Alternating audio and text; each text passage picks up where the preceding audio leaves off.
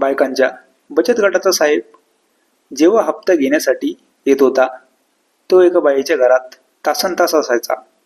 सर्व बचत गटामधील बायांना नंतर समजले की त्यांचं काय आहे तर.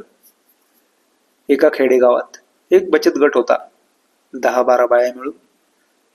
तिथे एक साहेब होता गटाचा, विनायक. तो जेव्हा पहिल्यांदा गावात गेला तेव्हा त्याला एक बाई दिसली. तिला बघून तो पहिल्याच भेटीत त्यांचं, उर्मिला आणि विनायक यांचं पहिल्या भेटीत असं काही होतं की तो लगेच तिच्या घरी जातो आणि तासभर तिथेच. आता जेव्हा पण बचत गटाचा हप्ता घेण्यासाठी येत होता तो उर्मिलाच्या घरीच असायचा. गटातील बाया विचार करत होत्या की विनायक साहेब तर उर्मिलेच्या घरी तासनतास असतात, त्यांचं काय आहे हे तर बघावंच लागेल.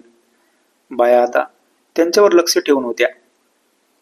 विनायक आणि उर्मिला हे एकाच गावातील होते आणि लग्न अगोदर त्यांचं प्रेम होतं. नंतर उर्मिलाचं लग्न दुसऱ्या गावात झालं.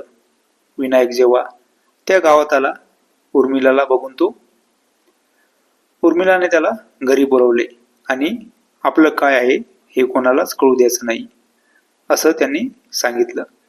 त्यांचं अगोदरचं प्रेम आता परत सुरू झालं होतं. बचत गटाच्या निमित्ताने त्यांची भेट होऊ लागली, पण त्यांना बायांनी एकदा बघितलं होतं.